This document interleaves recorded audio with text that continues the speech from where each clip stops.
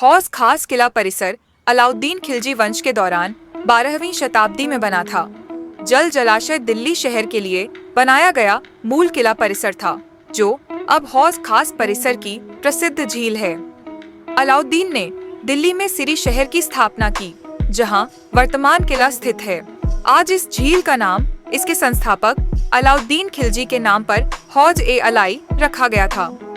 किले को तब एक मकबरा, मदरसा और मंडपों के साथ शामिल किया गया था और किले को एक आधुनिक संरचना के रूप में डिजाइन किया गया था। मंडप हौज खास किले के प्रवेश द्वार पर ही एक बगीचे के बीच में 6 मंडप हैं।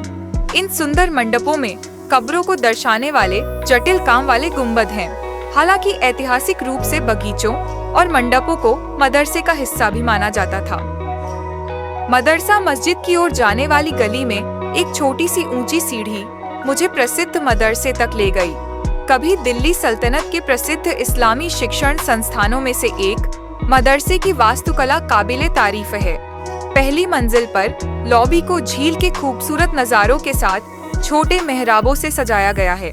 फिरोज शाह का मकबरा हौज खास किले का एक और महत्वपूर्ण स्थल है। यह पहली मंजिल पर एल आकार के मदरसे के बीच स्थित है। मकबरे में 4 कब्रें हैं, एक खुद फिरोज की और बाकी 3 उनके बेटों और पोतों की।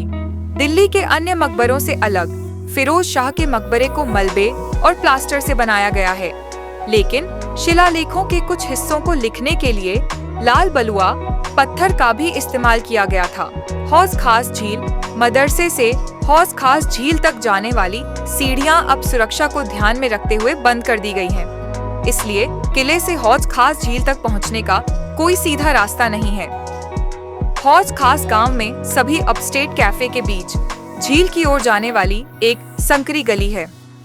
हौज खास झील अब आधिकारिक तौर पर हौज खास गांव परिसर के पार्क का एक हिस्सा है और इस प्रकार एक अलग प्रवेश द्वार है।